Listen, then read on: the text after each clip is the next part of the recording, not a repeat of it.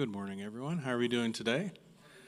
Let's go on this soggy Monday morning. I'm John Mann, Director of Education for Lakeside, and this year we're celebrating the cultural and geographic regions in the United States, and during week 7 of the lecture series, we'll explore the region of the U.S. known as the South. This region is known for its warm climate, diverse collection of states, and its storytelling, distinctive cuisine, literature, and music. And we're fortunate that Cheryl Thompson and Eva is here today to kick off our week with a viewing of the recently released award-winning documentary, The Gulfside Assembly Story. After the screening, Cheryl and Eva will lead us in a discussion to learn more about the Gulfside experience. Cheryl Thompson is the Executive Director of Gulfside Association, having served for the last 4 years. Her responsibilities include supporting the strategic objectives of the Board of Directors, carrying out Gulfside's mission of advocacy, communicating Gulfside's history and marketing current programs, management of Gulfside assets, oversight of the day-to-day obligations, and supervision of the community outreach coordinator. Cheryl is a native of New Orleans and was involved in nursing for over 50 years before retiring in 2018 as Chief Nursing Officer at Garden Park Medical Center in Gulfport, Mississippi. I would ask you to please mute your cell phone ringers if you haven't already, and help me in welcoming Cheryl and Eva to Orchestra Hall. Hi,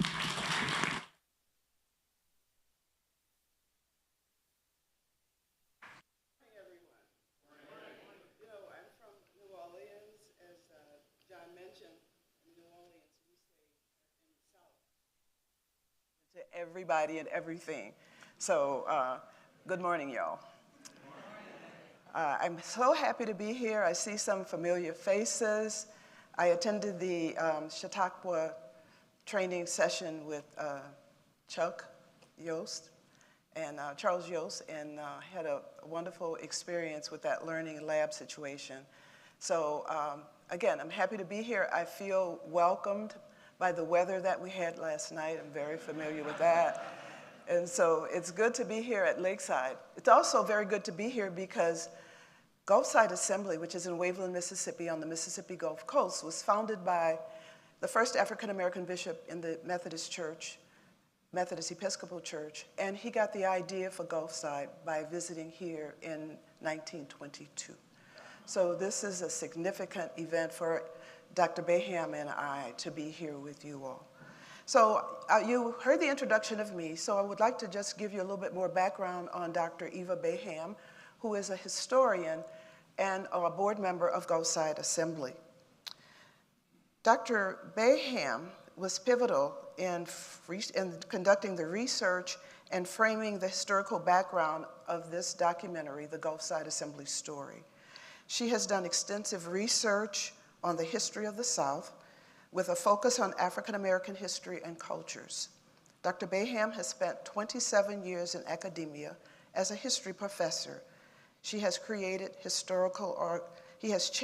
historical organizations in the South, and most recently led a community of educators, historians, researchers, and culture barriers in designing a program to return the remains of 19 recognized African American individuals whose crania were taken from Charity Hospital in New Orleans and sent to Leipzig, Germany, more than a century ago for dubious reasons. Dr. Baham served as a steward in the sacred process of cultural repatriation, coordinating the return of the remains of the 19 with dignity and the reverence they were denied long ago. So that was a significant event for us in New Orleans. And for those who are interested, I do have more information on that particular event if you're interested. So we're going to get started with Dr. Baham, or Eva. She's my friend. So as Eva, giving a little bit of context for us on the history of the South from our perspective. You have the series on the South throughout the week, but we are giving it from our perspective. So we're happy to be here following her. I'll talk about the Gulfside experience, then we'll show the video, which is a 40-minute video, which was designed for film festivals. We also have a 60-minute version. So we're going to do the short version today, and then we'll follow that with comments, questions, and answers. So without further ado, I'm going to have Dr. Baham come up.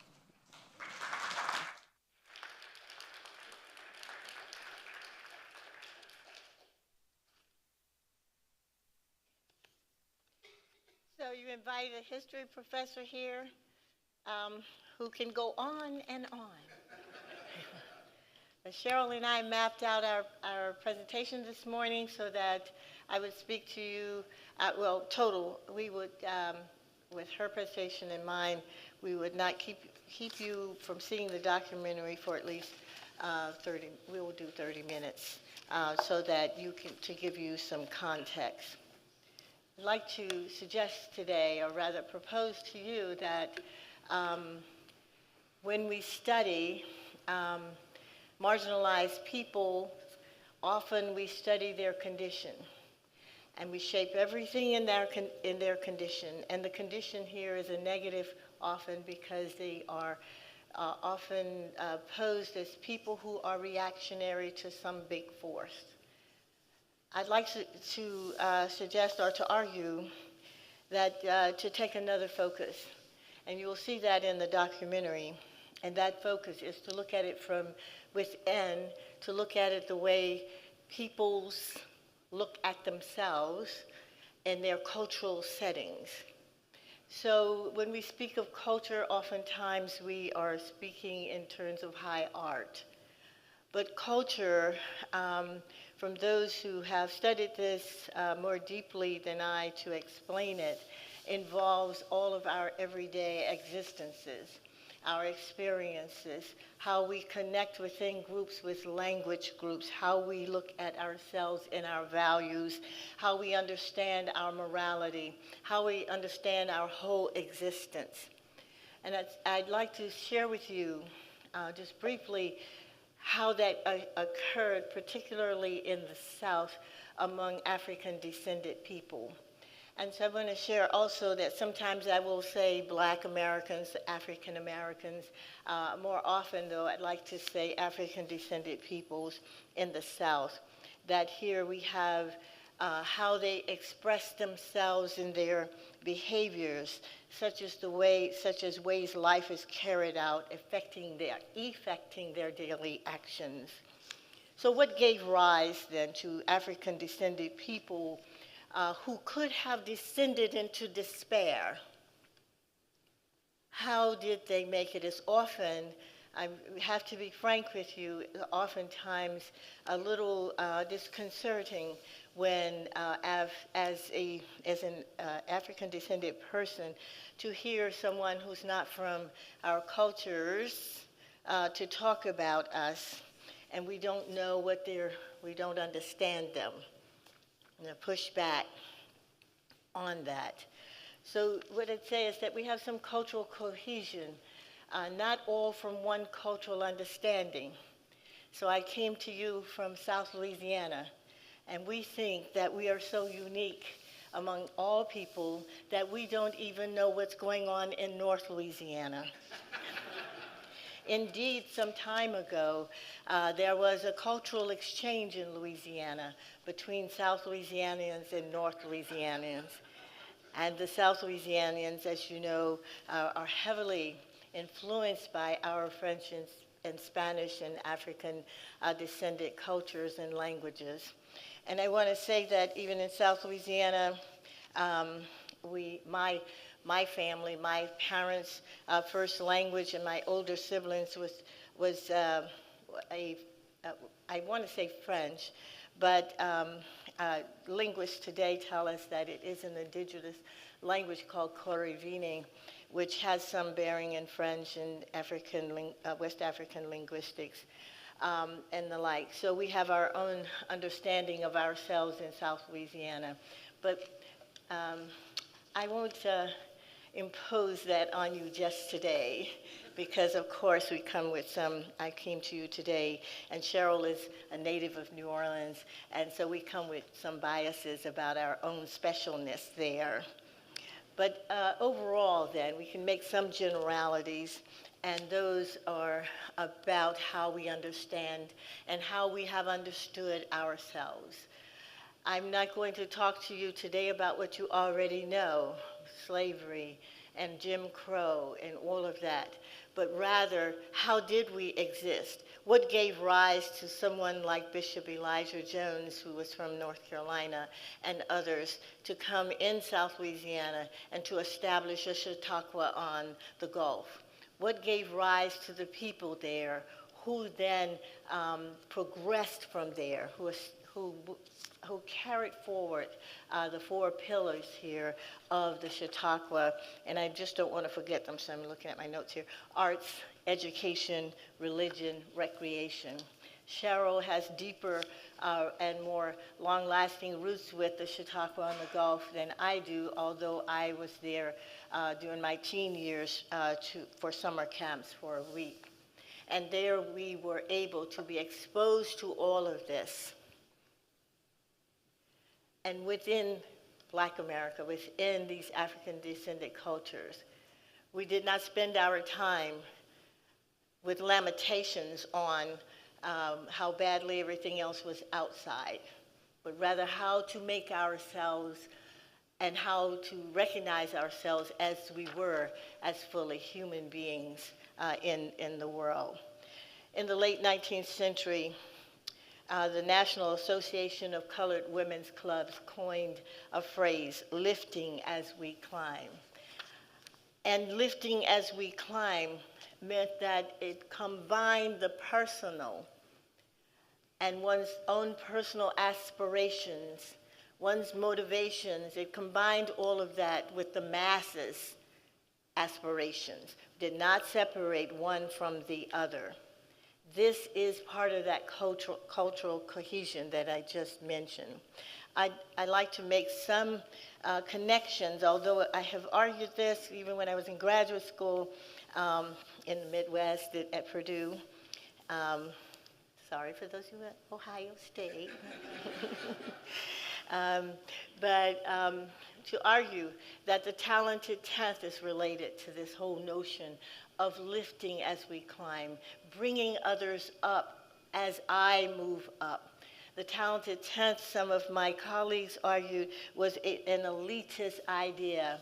We often attribute it to Du Bois because he wrote a wonderful essay for the American Negro Academy. And I'll just share with you that the American Negro Academy was an organization of some of the top scholars, African-American scholars from the late 19th century into, I think it dispersed in 1930. Booker T. Washington was not a member of that, so I guess that's why some people thought it was elitist. But the talented 10th idea started with a man who was the dean of the Black Episcopalians, and that was Alexander Crummell. And Alexander Crummell is the one who talked about this talented 10th. It's related to lifting as we climb, in that it too says that what we want to do is generate that educated class, that group of people who are so motivated to move forward, that what they would do then is to then reach back for the masses and bring them into this 10th. So I'm arguing, although others you will read in places will say, no, this was just for the educated few, but it was not. So we take the personal assent to as part of the broader aims of the public, and that is to make then one understanding of moving. Also, I have studied the Baptists, in the African-American Baptists in Louisiana, and the Methodists. And I've done a piece for studying Dillard University to see where, how so many different faith groups came together to form Dillard University and to see it, to move forward. And as I looked at this, particularly with the Baptists and the Methodists, what they did was to move forward post-Civil War. They formed churches in New Orleans alone. Between the 1st, 2nd, 3rd, 4th, and 5th African Baptist churches there, and that's in their name. They had sometimes each one of them 3,000 members, 4,000 members. And as they moved forward into the 20th century, their whole notion was to teach people and each other how to be free. We all know we want freedom, but how do we operate in that world? And their world was faith-based, and education was the key and the core to this. This is what you see Bishop Jones coming out of in North Carolina. This is what you see the Chautauqua later on the lake, on the Gulf in Mississippi. This is what you see all of in the ways that African descended people operated and believed in themselves. In a piece that Du Bois wrote for the, in a piece that he wrote for the a journal, sociological journal, Du Bois outlined all of the progresses that had been made by 1900. He first gave this talk in England, and then it was later into a paper for the journal in 1911. So you can look back, it was land. It's quite important. It was directly connected to freedom. And let me just make this excursus to say that if you recall that when General Sherman meets with 17 African American pastors in Savannah from his march to the sea, and the question then was asked, so how do you see freedom? How do you understand freedom? And these pastors said, these 17 black pastors who had chosen one of them to speak for all of them, said, this is how we see freedom. We see freedom in land. We see freedom in ways that we can possess ourselves, and we can also benefit from the fruits of our own labor. And if you look at that, you'll see how important that was. And that was that in the 1900 census, black ownership, 14,964,214 acres that they owned, not worked for someone else, or that equated to 23,382 square miles. In Du Bois's work, he cited that this was the size of Holland and Belgium. Formerly enslaved people owned the land and the benefits of their labor. I take that so personally and sometimes very passionately, because I can see my own father farming almost 90 acres, so proud that he owned that. Banks wouldn't loan him money to farm it. So he never could become the commercial farmer he hoped, but we were never hungry. We always had good shelter and everything that we needed, not wanted, because children, we wanted everything, of course. But the land, I owned my land, I owned my freedom, and you'll see people going to Gulfside with that understanding of themselves, along with many people outside of the South who ate it. Many people from the East, from the West, the Midwest, and other places. They formed schools. Indeed, Straight University, New Orleans University, which was Methodist Straight, had a strong congregational background, but it was named after a man named Seymour Straight. You'll see more of that in the documentary, who had come to New Orleans after the war and who was interested in the education of African-descended people. By 1900, you have illiteracy among African-descended people reduced from 90% to 40%. You see them establish schools from kitchen tables and porches all the way to formalized education. Indeed, when you have read, and I assume many of you have, Up from Slavery, Booker T. Washington talks about going into Alabama from Virginia and seeing people, children sitting down on the floor studying and holding their little books up like this, trying to read. Education is the other component. And you could see why Bishop Jones then would come and want to establish a Chautauqua in South Mississippi. They introduced African-descended people introduced to the South, though it is oftentimes not discussed that much.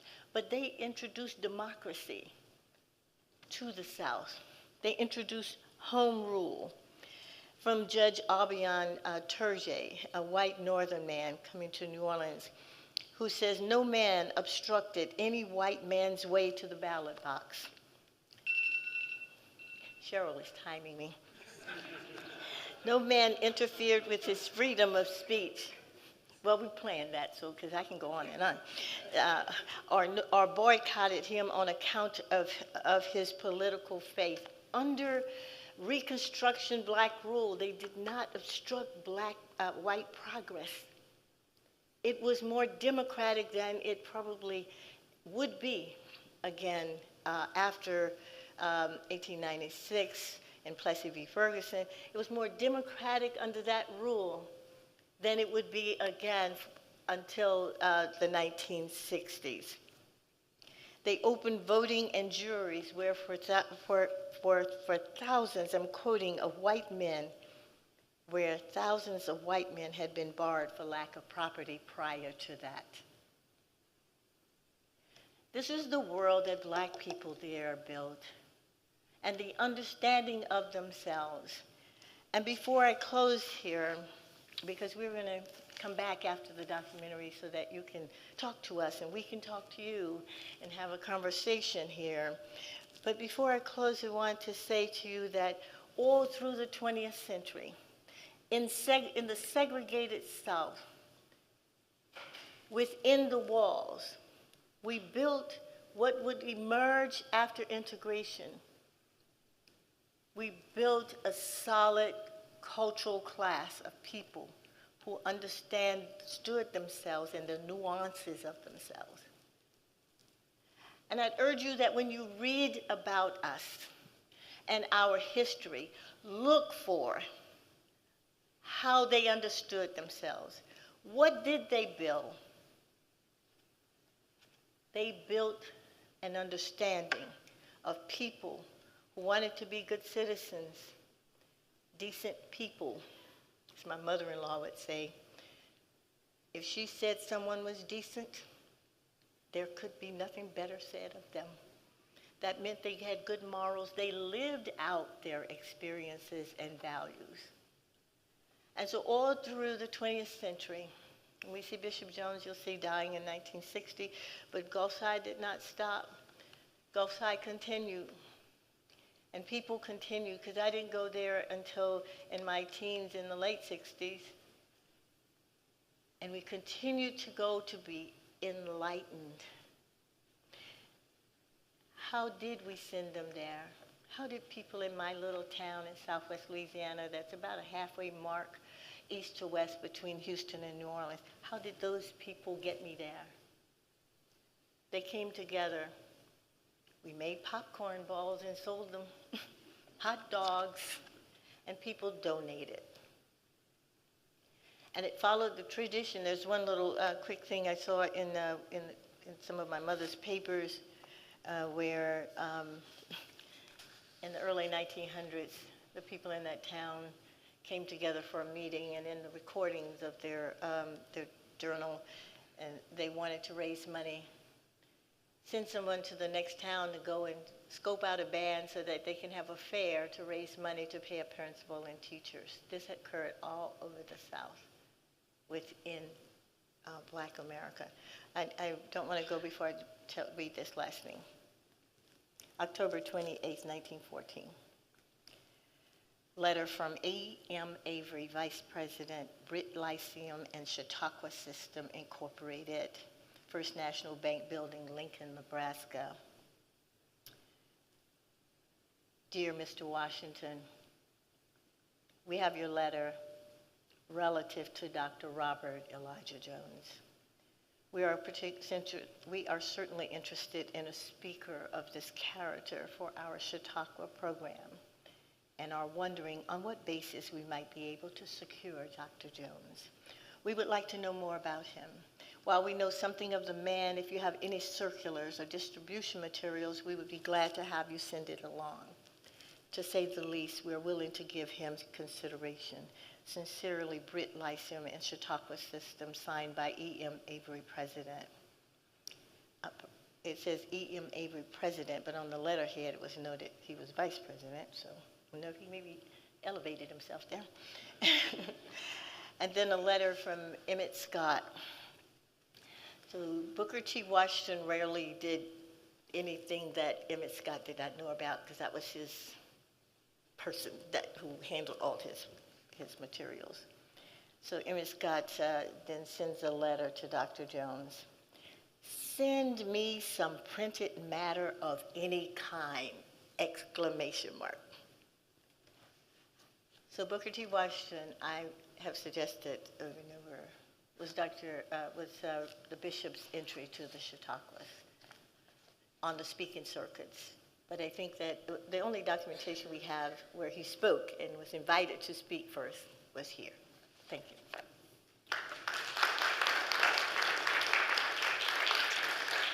Okay. Okay. Thank you.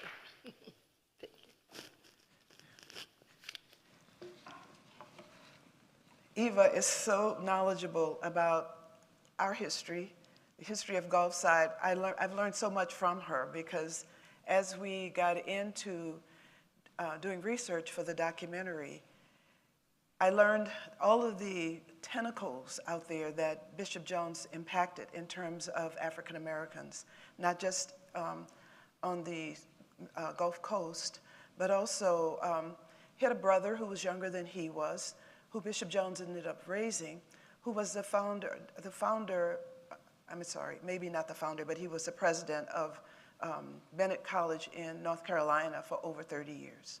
And so not just New Orleans, Atlanta, where he was on the board of directors of Gammon Theological Seminary, but the outreach from Gulfside Assembly is nationwide.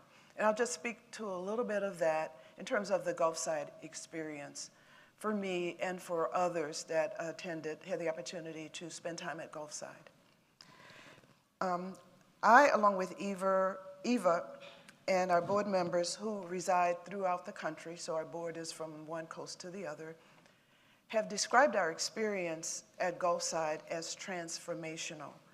And as a youth growing up, I often heard my mother speak about Gulfside because she spent time there as a child. And she would go there with it was United Methodist Women at the time, but also the Women's Home and Missionary Society, the YWCA, and other organizations. Growing up during the segregation during the 50s and 60s, I attended Gulfside as a young person in elementary school.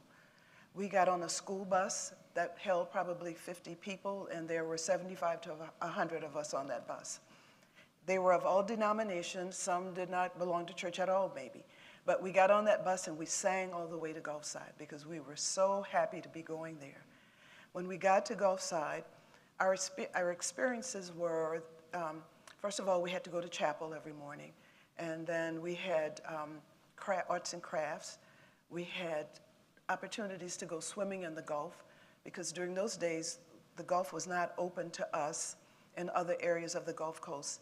In New Orleans, we had a little patch of land that was at the very end of Lake Pontchartrain where we could go swimming, but nothing like the Gulf, the Mississippi Gulf Coast. And again, that was the only place on the Gulf that African Americans were allowed to swim.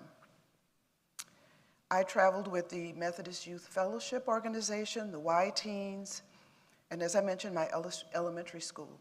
When we got to Gulfside, we felt the opportunity to self-actualize, and it was a place that we could feel safe.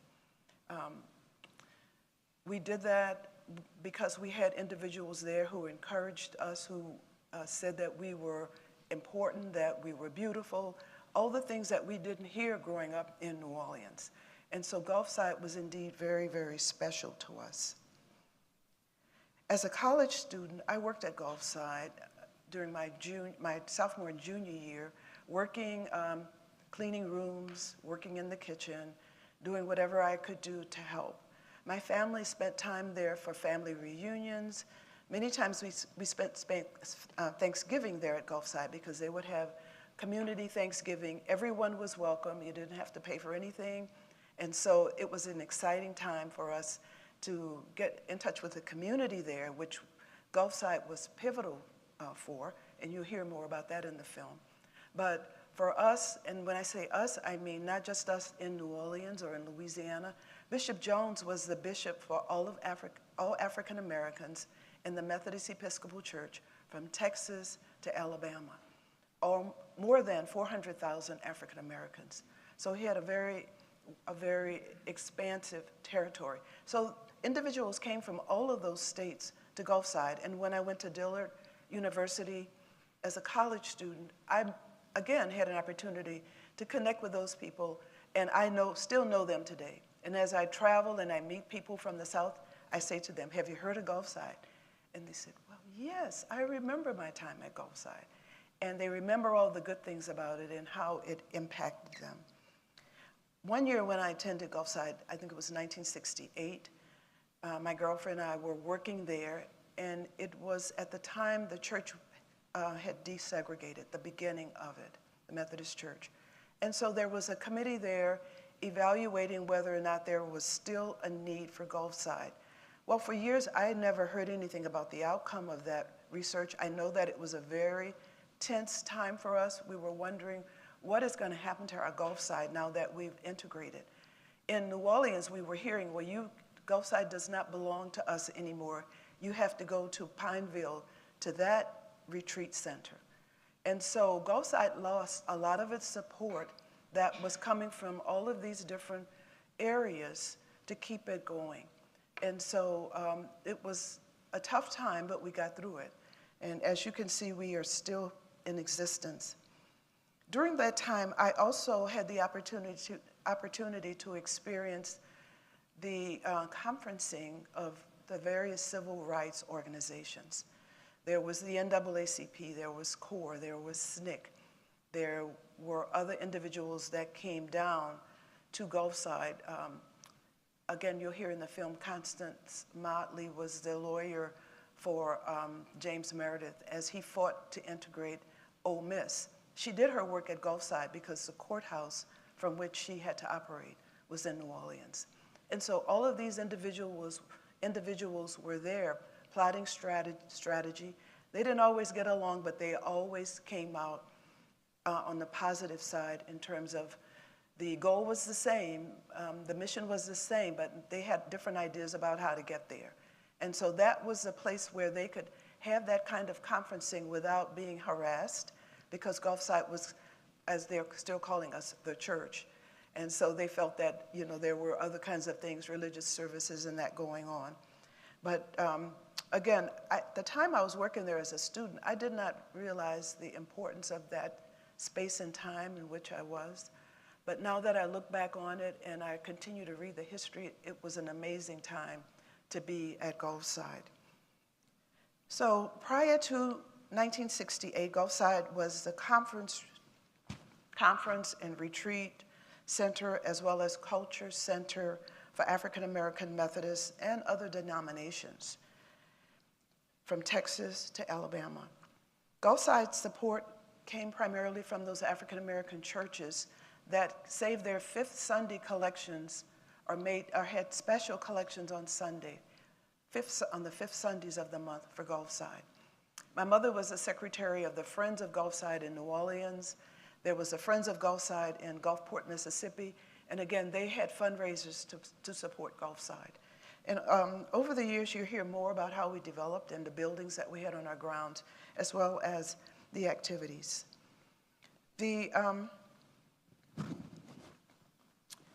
other thing that really impacted me was, in doing the research, Bishop Jones was married to Valina C. Jones, who was an educator from Bay St. Louis, Mississippi, went to Dillard University, was, again, educator in Bay St. Louis, but also worked in New Orleans, and was a force in her own right.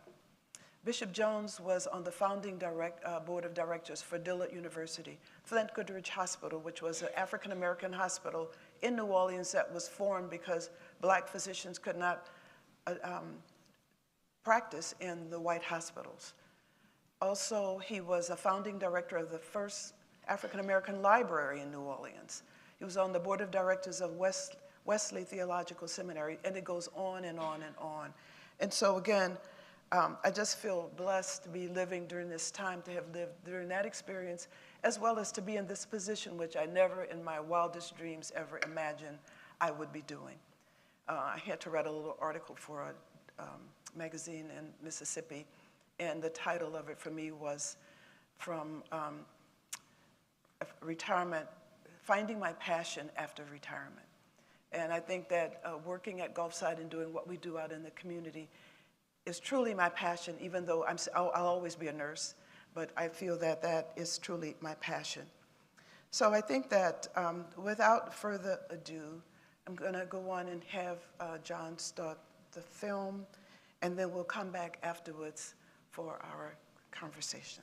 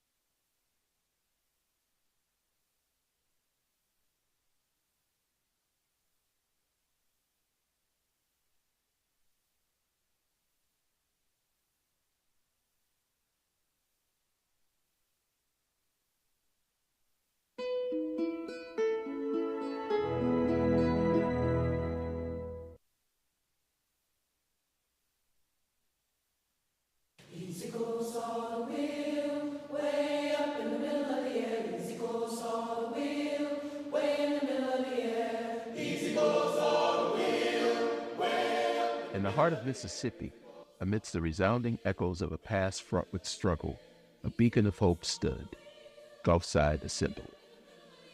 Here, among the whispering pines and the gentle lap of ocean waves, Bishop Robert Elijah Jones envisioned a sanctuary, a place where African Americans long denied education and leisure could flourish.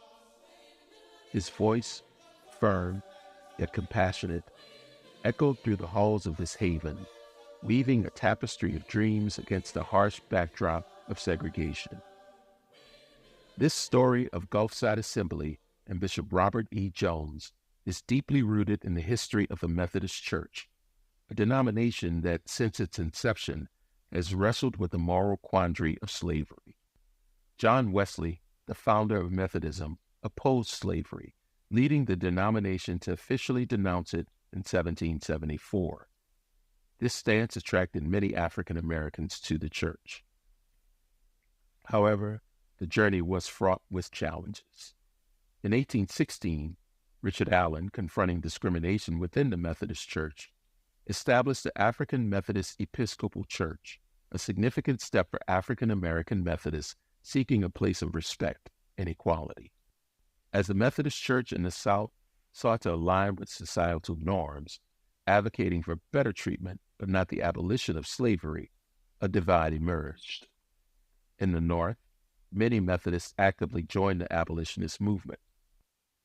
James Osgood Andrew was the Methodist Episcopal Church bishop during the 19th century. His ownership of enslaved individuals caused significant debate within the church community. He became a central figure representing the broader conflict over slavery within the church, leading to a pivotal split in 1844. This dispute contributed to the division of the Methodist Episcopal Church into northern and southern factions in 1845.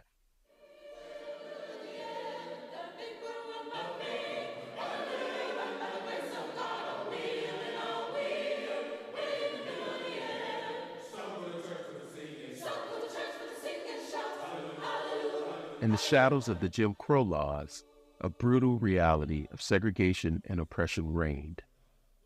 These laws, a bitter legacy of the post-Civil War era, enforced racial segregation in the southern United States. Public facilities were divided, educational systems were split, and the basic rights of African Americans were severely curtailed. In this rigidly divided society, the mere act of dreaming was an act of defiance. Against this backdrop, the story of Bishop Robert E. Jones gains profound significance. His determination to build Gulfside Assembly was a bold challenge to the very foundations of segregation. From the humble beginnings in the town of Greensboro, his voice, once a mere whisper amidst the din of inequality, grew into a roar for justice.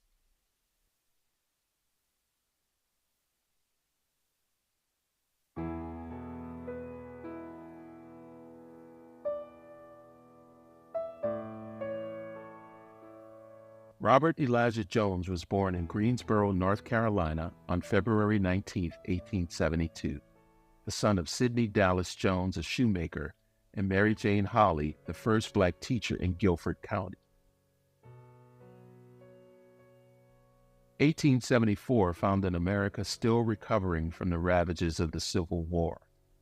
The economy was in a state of depression known as the Panic of 1873, which had caused widespread unemployment and financial hardship.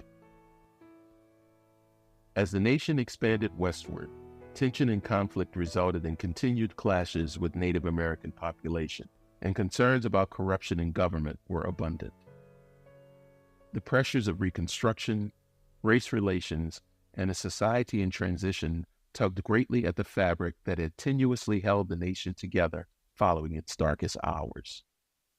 As the nation struggled to evolve, two men, a Methodist Episcopal minister named John Hale Vincent and an Ohio businessman named Lewis Miller, conceived an idea of a gathering that answered the growing need for education, intellectual stimulation, and a sense of community.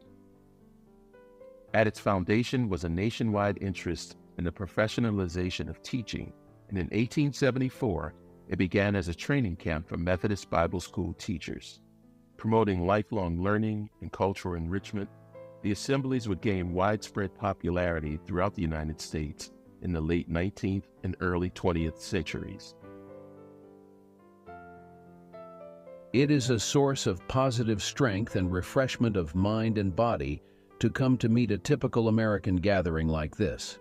A gathering that is typically American in that it is typical of America at its best.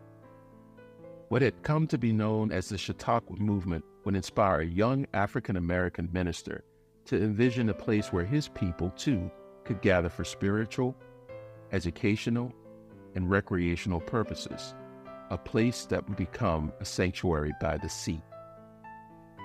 While the Chautauqua movement spread throughout rural America, creating opportunities for many, it primarily catered to white Americans, leaving a significant portion of the population underserved and yearning for similar opportunities.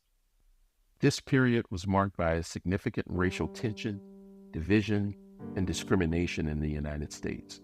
Jim Crow laws began to take shape in the South, segregating public facilities, schools, and transportation based on race.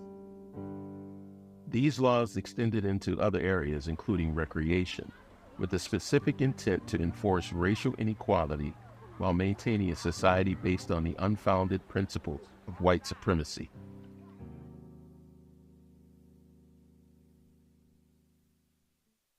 Growing up in Reconstruction-era Greensboro, Jones undoubtedly witnessed both the opportunities and extreme challenges faced by African Americans in the South. Though legally free and in some instances gaining political rights, African Americans still faced resistance that often led to violence from hate groups like the Ku Klux Klan. Amid these struggles, one voice emerged with a controversial approach to progress. Booker T. Washington, a prominent educator and leader, delivered his Atlanta Cotton Exposition Address in 1895. In his speech, Washington proposed a bargain with white Southerners. Mr. President and government of the Board of Directors and citizens, 1/3 of the population of the South is of the Negro race. No enterprise seeking the material, civil, or moral welfare of this section can disregard this element of our population and reach the highest success. African Americans would not agitate for political rights in exchange for opportunities in education and economic advancement. While some saw Washington's approach as a necessary compromise, others viewed it as a dangerous capitulation to white supremacy. During this tumultuous time, Jones entered the ministry and received the license to preach, becoming the pastor of a rural church in Leakesville, North Carolina. He would be ordained a deacon of the Methodist Episcopal Church. He earned a BA from Bennett College in 1895 and a Bachelor of Divinity at Gammon Theological Seminary in Atlanta in 1897. While a young Robert Elijah Jones plotted his journey toward a destination filled with promise and hope for his people, a young woman in Mississippi had started her own journey with a similar destination. Valina Cecilia MacArthur was born in 1872 in the small coastal town of Bay St. Louis to Eldridge MacArthur and his wife, the former Henrietta Knight. With a dedicated teacher as its patriarch, the MacArthur household was one where the value of education and the importance of community were emphasized. That emphasis on education and community would lead Valina to pursue her career as an educator. She moved to New Orleans to attend Straight University in 1892, and upon graduation, became the principal of the Bay St. Louis Negro School. In 1897, she moved back to New Orleans, where she would teach in the so-called colored schools of the integrated New Orleans school system. As an educator in New Orleans, she was voted the city's most popular African-American teacher. Soon, Robert Elijah Jones was drawn to the region's largest city, New Orleans. New Orleans was a vibrant place, influenced by French, Spanish, African, and Creole cultures. It was a music town, with the new sounds of jazz produced by musicians like cornetist Buddy Bolden, and the famous Mardi Gras celebrations already well established, attracted visitors from all over. The city had also become a hub for journalism, particularly for publications that catered to the African American community. One such publication was the Southwestern Christian Advocate, a newspaper that reported on local and national events and served as a voice for the African American community. Its mission seemed tailor-made for a young Jones, and he eagerly went to work at the publication. With a reputation for fearless journalism, the newspaper covered significant events like the Thibodeau Massacre of 1887, a dark chapter in Louisiana history where many African American sugarcane workers were killed during the labor strike. Working at such a publication required not just journalistic skills, but also a deep sense of commitment to social justice and equality, traits that had been nurtured in Jones' upbringing and formal education. Robert poured himself into his work, eventually crossing paths with a young school teacher, Valina Cecilia MacArthur, who had made a name for herself in the world of education. In 1901, amidst the backdrop of a culturally diverse city, alive with visitors the world over, and a Mississippi River-fueled economy, Robert and Valina decided to unite their lives. Valina assisted Robert in editing the Southwestern Christian Advocate, bringing her educational expertise to the fore. Their combined efforts made the newspaper a beacon of hope, inspiration, and change for many in the African American community.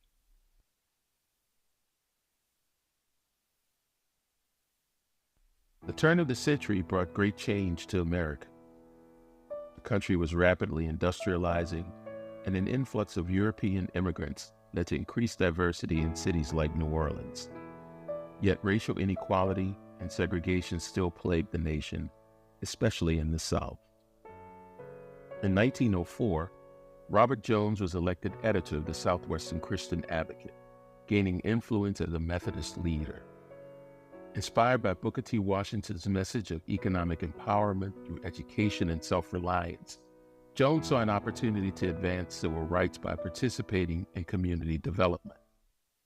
In 1906, New Orleans City Council secured $250,000 from philanthropist Andrew Carnegie to construct a new central library and 4 branches. However, none admitted African Americans. By 1910, the Jones family had grown to 5 members, with the addition of 3 children: Grace Jones, age 8, Mary Jones, age 7, and Robert Jones Jr., age 4. The family spent their summers at the home of Mrs. Jones' mother in Bay St. Louis.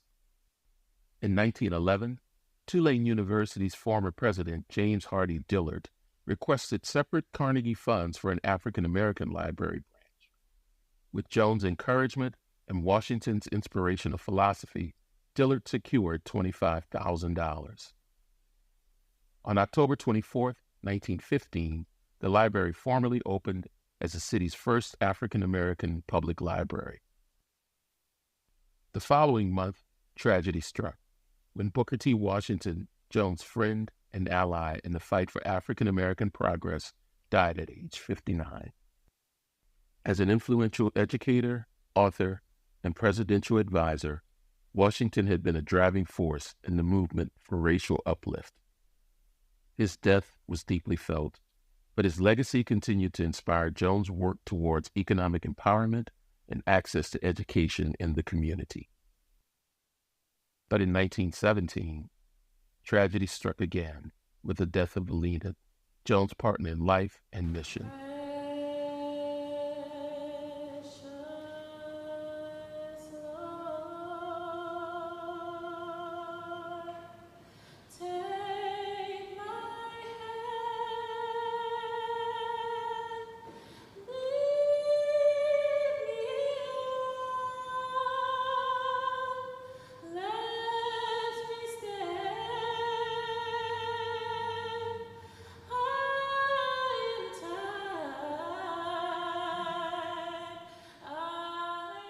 In sickness she served, in sorrow she consoled, in adversity she helped, in the dark hours she sang. Her voice was sweetness itself, nor did she need the accompaniment of the instrument. Her voice was always attuned, as if it were the voice that the angels gave her, and religious songs were her delight. During the many months she loved her friends, cheered her home, talked of Jesus, whom she regarded always very present in a personal and real sense, read her Bible, sang Christian songs, and fellowshipped with the saints who came in. Appropriately, on early Sunday morning, she quietly stole away to Jesus, who loved her better than we, even though she was our supreme delight, and our angel of good cheer, with a smile of heaven upon her face. From heaven she came, to heaven she is gone, where she will be perfectly at ease in the society of God's redeemed, and in the host of those who served.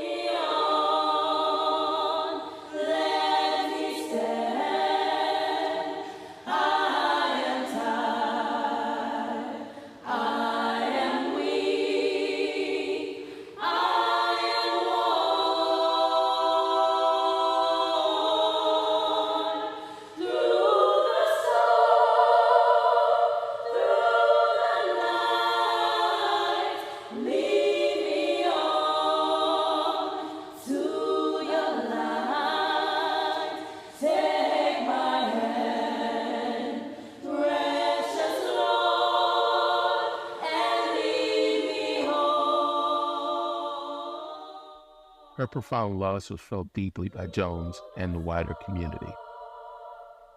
Valina had been a pillar of strength, a beacon of hope, and an advocate for education.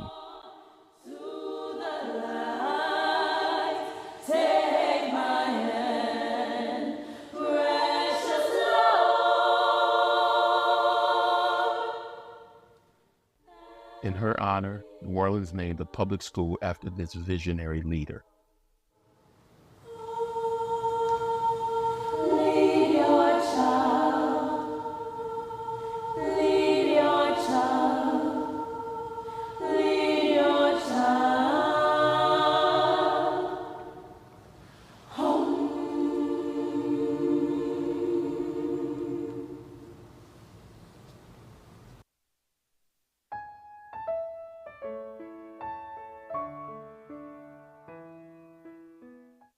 1920 marked a significant milestone with the election of Jones as the first African-American bishop of the central jurisdiction.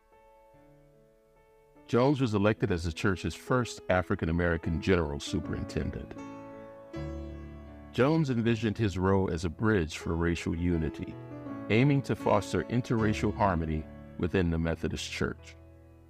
Bishop Jones' new realm spanned states from Tennessee to Texas, a territory teeming with nearly 2,000 churches, a monumental charge for a single man. The 20s roared with newfound prosperity and cultural vibrancy, an age of contrast and change. For Bishop Jones, it was a time of personal and professional metamorphosis. Fate brought Harriet Elizabeth Brown into Robert's life in the wake of personal loss. A teacher from St. Louis, her vision aligned with his. In 1920, they married, joining forces in love and purpose.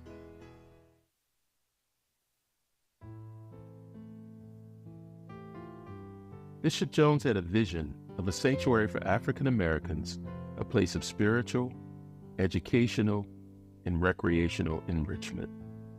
On April 16, 1923, Bishop Jones purchased 300 acres for $4,000 from John DeBlue, a wealthy lumber mill owner. He also secured the rights to a long-term lease from the state for 316 acres. When the purchase was made, the property contained only one building, a 22-bedroom mansion that had formerly belonged to Andrew Jackson's nephew.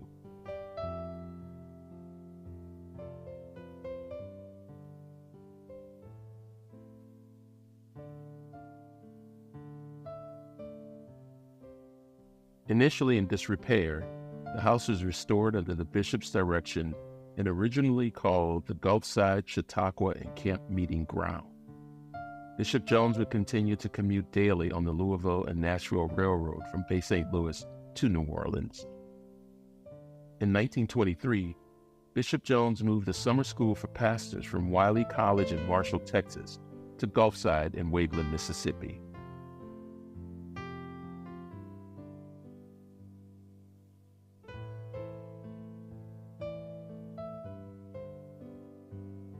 Gulfside Assembly was dedicated on August 31, 1927.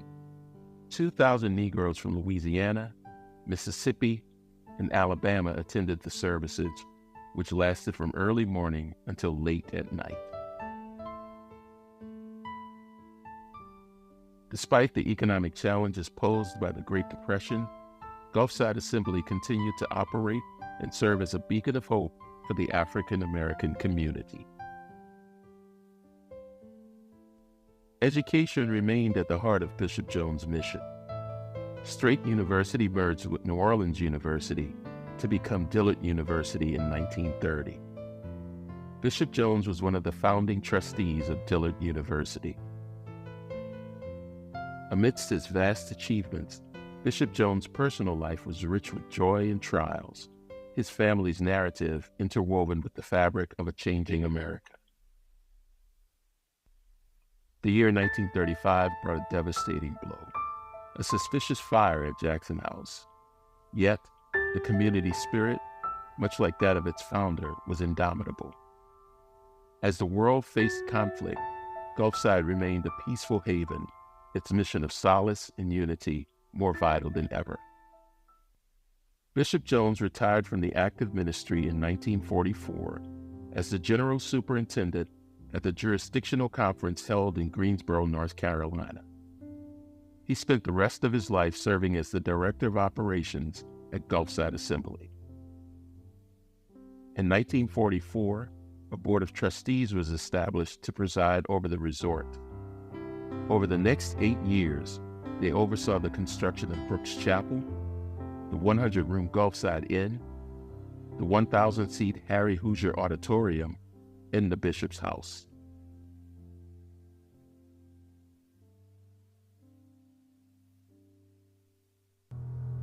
Nature's fury tested Gulfside once again in 1947. The tidal wave's destruction was vast, but the community's resolve stood firm, rebuilding stronger than before.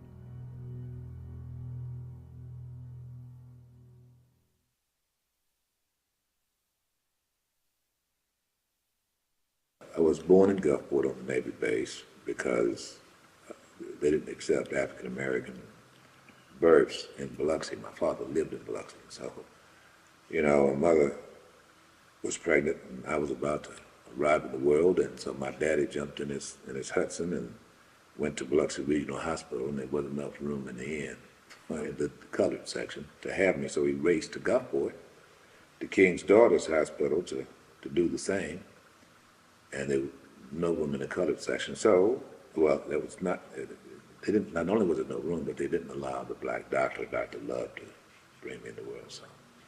Ended up being born at the CP base. Gulfside, it really puts a smile on my face and in my heart. My grandfather was a Methodist minister, and he accepted the calling in 1958. In 1958, I was 10 years old.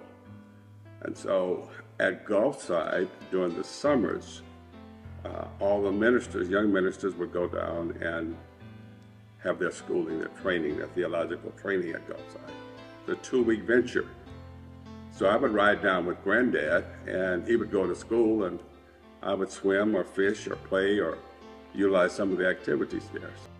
You know, Bishop Jones was, to me, he was this elusive figure. You would see him. It's not like we'd go talk to him or anything. You just see him walking around or doing things like at the hotel. It seems to me, I remember one time he walked from the house, the Jones house in the back. I saw him walking down the road toward the hotel. I don't remember where he went, but you know, kids, you're not. I remember he had a dog, which we wanted to play with the dog, but the dog was mean. The dog's name was Trouble, and he was. You know, this is also known as the Chitlin Circuit, went down through here.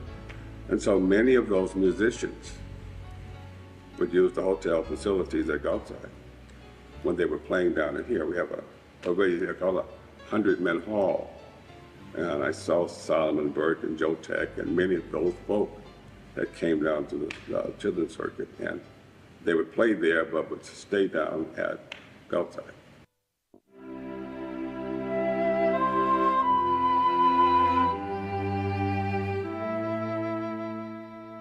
Bishop Jones died at the age of 88 on May 18, 1960, at Flint Goodrich Hospital in New Orleans, and is buried at the Gulfside Assembly in Waveland, Mississippi.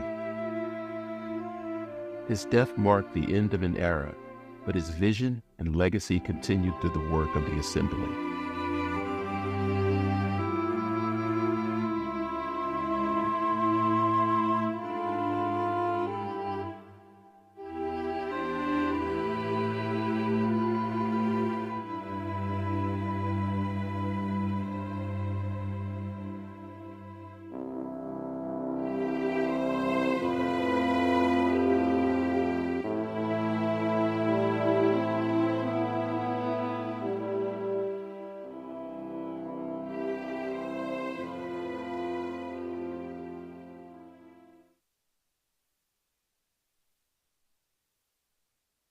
You got 26 miles of beach that African Americans weren't allowed to get on, with the exception of in front of the VA hospital and Keystone Air Force Base.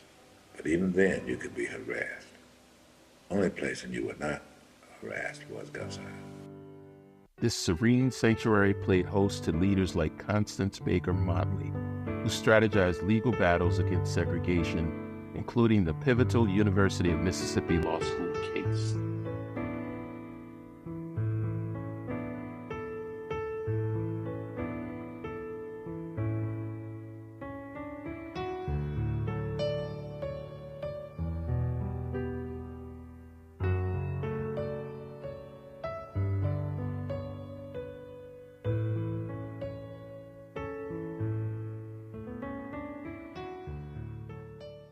Because there were some problems with people, local, they shot in the buildings, like in the wintertime.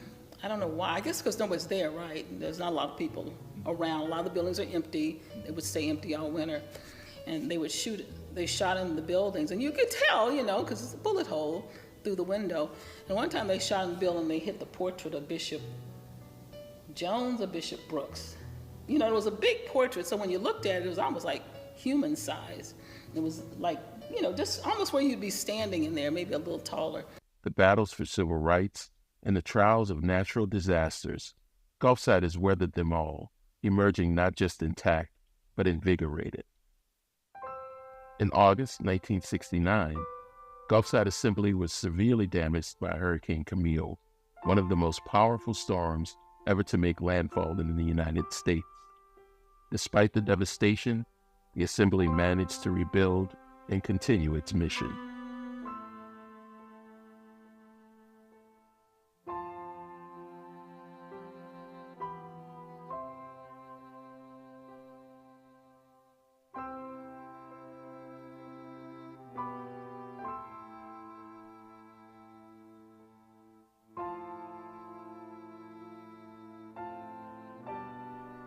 As the 1980s dawned, Gulfside faced forward, its legacy a solid foundation for forging future leaders amidst the fires of past struggles and triumphs.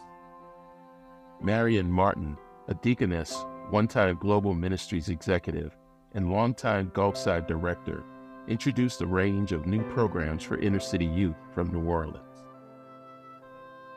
From its inception, in the shadows of Reconstruction, Gulfside has stood as an oasis where faith, recreation, arts, and education converge, a sanctuary by the sea, a testament to a dream undeterred. Bishop Jones, through trials and tribulations, crafted more than a retreat. He forged a legacy. August 13th, 2005, was a day of jubilation. The hotel invited the world to witness the resilience and evolution of Gulfside Assembly, embracing the future with hope and grandeur. But nature had yet another test in store. Hurricane Katrina, a name that would be etched in history for its sheer destructive power, swept through Gulfside, leaving nothing but devastation in its wake.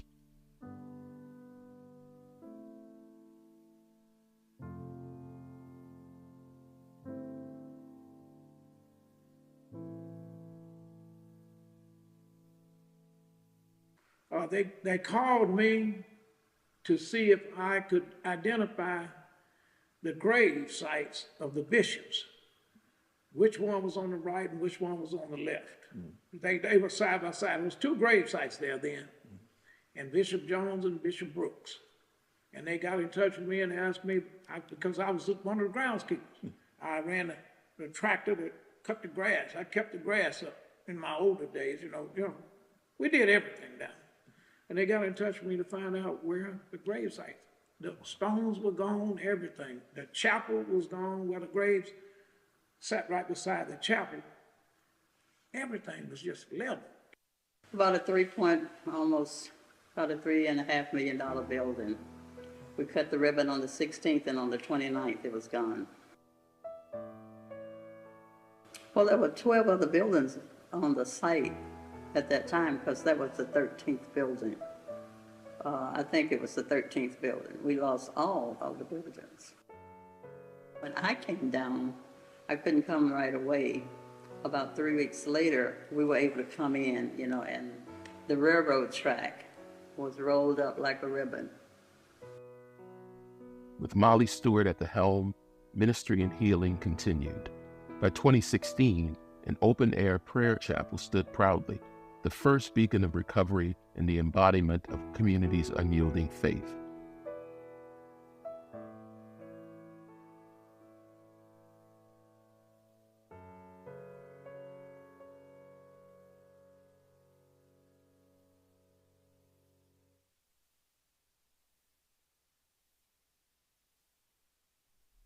The journey of Gulfside Assembly is a tapestry of triumphs and trials, woven with the threads of resilience, unity, and a shared vision. As the civil rights movement marched forward, Gulfside journeyed alongside, evolving with the times. Gulfside's grounds echoed with the laughter of children, the passionate speeches of civil rights leaders, and the spirited debates of activists. It was a living, breathing hub of social change. As the nation's landscape shifted, so did Gulfside. It adapted, always staying true to its mission of empowerment through education and community engagement. Gulfside has evolved into more than a retreat. It is a cultural and educational center, a place where history is honored and the future is forged.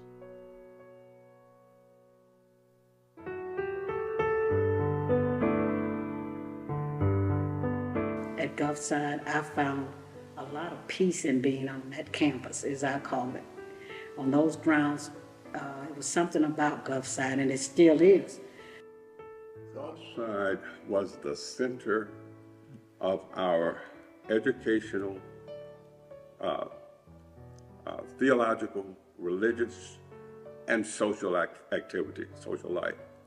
Everything that happened in Hancock County for black folks happened in Gulfside. If there wasn't a Gulfside, we wouldn't have had the kind of activities that we had. So when racial or social injustice came about, we met at Gulfside. When there was something that was going on dynamically, socially, we met at Gulfside. Every 4th of July, all of the churches would come together and celebrate at Gulfside throughout Hancock County. It was the place to be.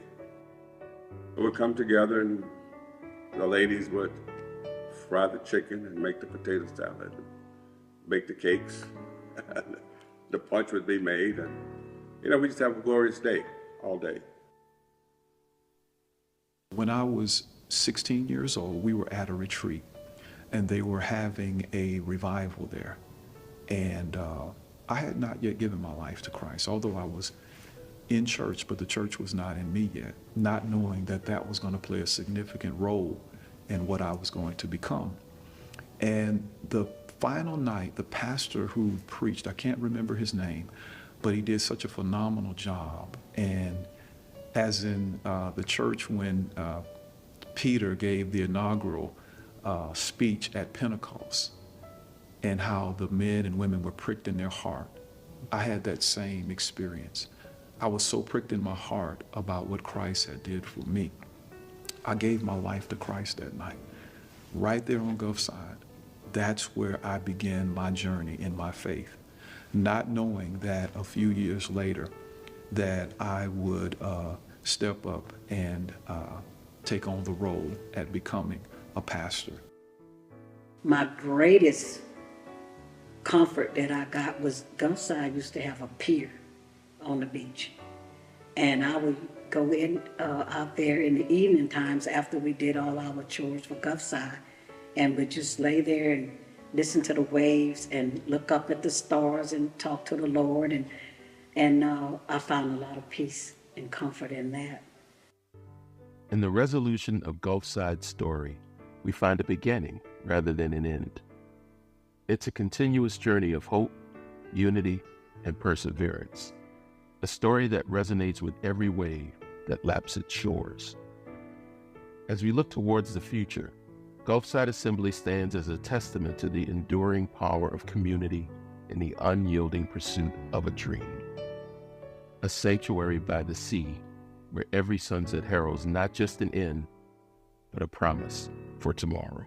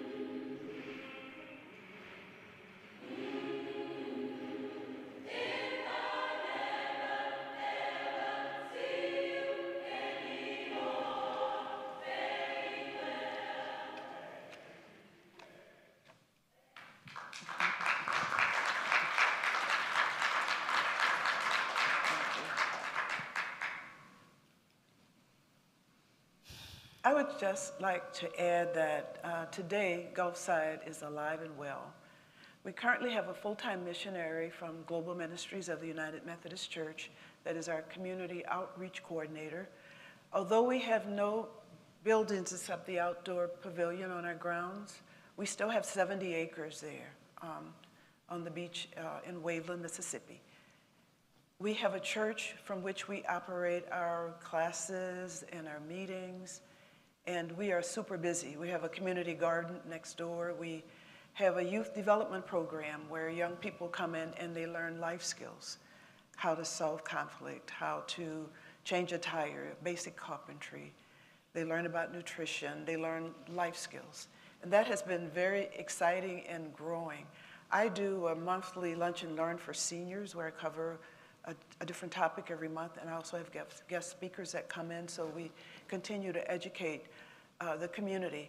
We hold meetings at our office for community organizations, so we want not only our office, which is a church, as I mentioned, but the grounds of our facility to be used on the beach. So we have community fairs there, we have outreach. This past month, every Tuesday, we gave out boxed breakfast and lunch in a box for school kids in Hancock County. And each week we gave out over 1,200 meals, which lasted a week. And so we, from 7 a.m. to 10 a.m., once a week, we gave that out for the kids during the summer. We provide uniforms for kids who can't afford them. So I can go on and on and on about Gulfside, but just, again, I need to stress that we are indeed alive and well. We do have a vision for Gulfside, and that involves going back to our facility, or our grounds that are on the beach there, and building a ministry center where we can have our conferences, where we can have a place for people to stay, that we can have a chapel and a museum where we can continue to house our archives. We also envisioned that our grounds would be pristine, so the community as well as other areas can come in and use our grounds for recreation, for walks, and for that kind of thing. So we're open that way. People are there every day. I have a lady who is so appreciative of Gulfside because she felt that it has helped her spiritually. She takes care of the graves. We don't have to worry about that. She puts flowers on every week, and she's there twice a day. So again, we are so proud of what's going on at Gulfside. We, as I said, envision for more. The documentary was part of that vision, and that we wanted that to get the word out about Gulfside, to help us to raise funds for Gulfside. It's been accepted, the documentary has been accepted by PBS, but in that context, we have to raise $175,000. And that would come from corporations in that wish to have their name listed under the credits as supporters or sponsors of Gulfside, of the documentary. And that would give them 3 years of advertisement for that. So that's one way that we're looking at doing that. Right now, our support comes only from the Mississippi Conference of the United Methodist Church, and donations that would come from individuals, our board members that support us. So, you know, we envision and we struggle, but we are here and we're active and continue to do the work that Bishop Jones has started. I don't have anything else to add. At this point, Eva, I don't know if you have anything else you'd like to say. If not, we'd like to open it up for questions, comments. I do have some material here. I brought some of our newsletters, brochures, so you can see the work that we're doing now, and we're very proud of that work. But again, I'd like to open it up for questions if you have any.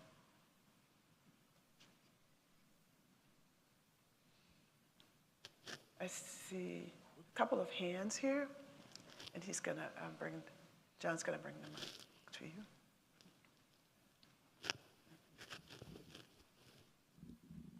How do you get the film in order to show in a church? like my Methodist church back in Chicago would be very interested, I think, in seeing this. So how would we access that? Through our Women of Faith, which is United Methodist Women. Sure.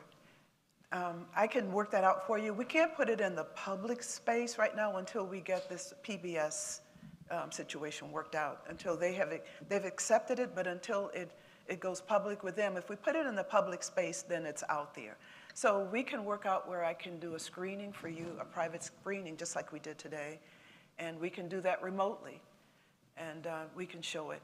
And I must say that the United Women of Faith have been very supportive of Gulfside. So some of them have them on in their budget, and they send us a donation every year. So we are, and I'm a member, of course, but we are very much connected to the United Women of Faith. So I'd be happy to do that.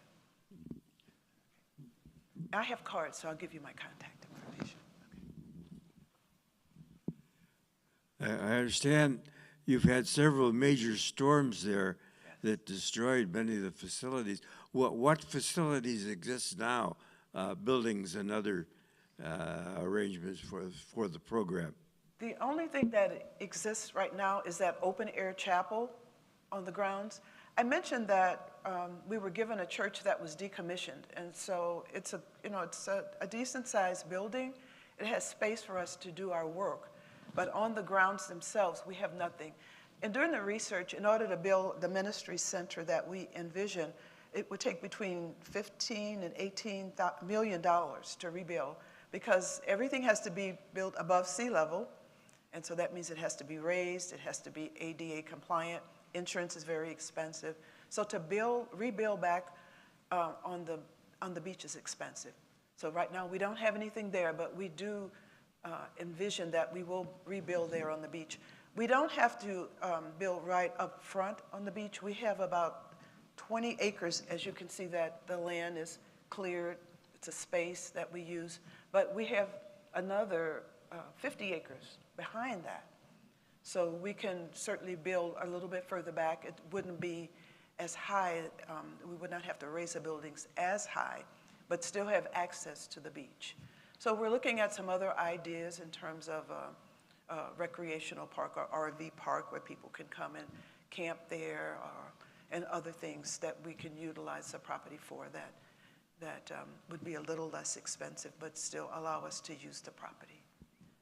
And one thing that we've been discussing is climate resistance facilities. I think if Gulfside could become a test site for that, that would be wonderful. So that's something that we are investigating. Yes. Thank you so much. Never heard of this place. I'm so sorry, but I'm so glad to know about the connection with Lakeside. Can you speak more about moving forward and bringing the community along? This historic concept. Can you speak more about that idea and how we could put it into more of our daily lives? Sure. As I mentioned, Gulfside was founded on the pillars of the Chautauqua movement, and I think everything we do, we think about that as we work with people in the community, not just in the Hancock County community where we reside, but throughout the region. And so get the word out about Gulfside. I think that's important for you to say, yes, there's a place that did that work and continues to do the work that was started by Bishop Jones. I travel just as I am here from different places at conferences and speak to Gulfside and the work and how we can continue to uplift our people. Eva, talked about how we work to make sure that we continue to self-actualize and continue to bring others along. It's a challenge, it really is, because the world is telling you something else. And so it's imperative upon us to do that. And so what you can do is develop those relationships. And I think that it's important to listen.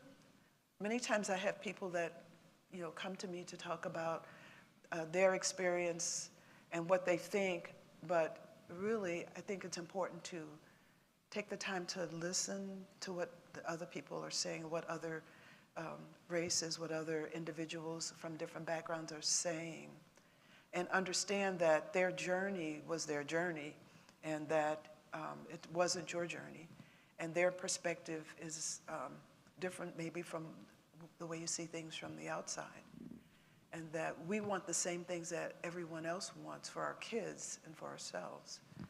I think that that's important. So we try to live that. And I don't know if Eva, Eva, if you can add to that. Yes, I would just encourage everyone to, as we do in our daily lives, as I do in my home and in my community, to make a concerted effort to make those contacts. I know you've heard that so many times before, but to make sure that you can go beyond your own comfort zone. Now, there are some things that you can do that you need to figure that out for yourselves, because you know where you stand, you know yourself and others.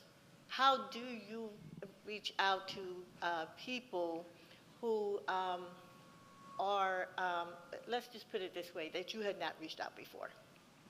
Okay? How do you talk to people?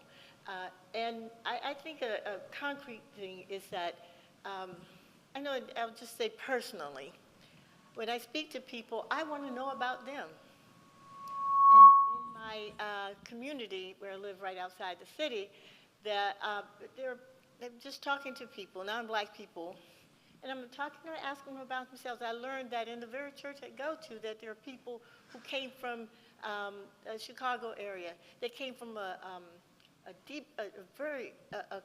community and culture that was rich in Polish culture, and that in my little town, that the people they know they connect with, and they continue to practice certain traditions and customs. And by learning that and talking to them about it, came to appreciate who they were more deeply. I met a man who was, he fit every Southern stereotype of white men. And so you had to talk to him. He was telling me how he grew up in Appalachia. I mean, this man had come into some wealth. I say come into it, made his way in life. And he talked to me about growing up. And he talked to me, and by hearing that and speaking with him, it gave me a deeper appreciation for him as a person. You know, I spent some time in France and learning the cultures. And one of the things is that they don't appreciate, at least people I met anyway, that when they want to talk to you, start telling them how many degrees you have, what you do for a living. The people want to deeply engage who you are as a person. And that was part of what I was saying here. That get to know them like them other people get to know you. And I'm sure that although this community looks homogeneous to me, I think that you probably have great diversity here among yourselves, and that you get to know people who are here, and you'll find that same kind of thing. I just want to add to quickly what Cheryl was saying about Gulfside. Gulfside did not discriminate, and many of our institutions never did. If you go to historically black colleges and universities, those founded to segregate black people, you'll find that in the early stages, the leadership was not African descendant. Many, even today, you go to Dillard University, the faculty is highly diverse. So we did not discriminate on our end, and people had the right to come in, but we get to know people. One of our chaplains did something that had not happened at Dillard for some time, ever, that he knew of. At the convocation baccalaureate service, the night before graduation, there were several students who were Muslim, but he asked one to come and say a prayer in Arabic. That's inclusivity. At a school that's supported by the United Methodist Church, and I think it's called the Church of Christ now, the Congregationalists, and where many of the students come from traditional religious backgrounds. And the chapel, which has great acoustics.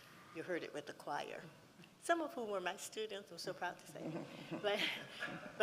But you could hear solitude and stillness when this young man said prayer. That's how you reach out.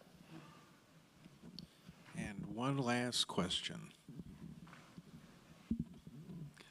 Thank you so much for informing us. I was just wondering, with the loss of all your buildings, do people ever come and camp? We've had that request, and we would welcome people to do that. If they want to camp, if they want to have a wedding there, we're open to that. We don't have, we have electricity on the property, but we don't have any plumbing. When we have events, we do the porta potties or comfort stations. But yes, you're welcome. Anyone's welcome. We commemorated the 20th anniversary of Katrina in August of last year, and that was a glorious event, and we had people that camped out as a part of that. We had sunrise service, we had all-day cultural events, reminisced, and had healing events for people who had gone through Katrina. And so, yes, we do offer that. If you'd like to, just, again, you can get in touch with me. I'd be happy to accommodate you. May I add one thing I hope that adds to the richness of what Cheryl has shared with you? So as you saw in the documentary, as Cheryl said, so 2 weeks before we were there with the new structure, before Katrina. So Katrina came and wiped it all out, and wiped out much of the Gulf Coast. 2 weeks afterwards, about 2 or 3 weeks afterwards, another hurricane hit from near Texas, southwest Louisiana. So my family came from there and were staying with us because we were not damaged by Katrina. And I took my husband and I drove out there with my 2 brothers. And we got out and walked around. And on what was the Hotel Longmore Inn, on that slab, total destruction. But there was a teacup sitting there in a saucer, as if the storm came, took everything to the sea, and left that teacup in that saucer sitting right there. We didn't touch it. But I was so emotionally moved, and still am, by that. What a statement about what's to come. We're still here, was what the message I got. And that I still believe. We're still here. Thank you. Eva and Cheryl, thank you. Thank you very much. You're welcome.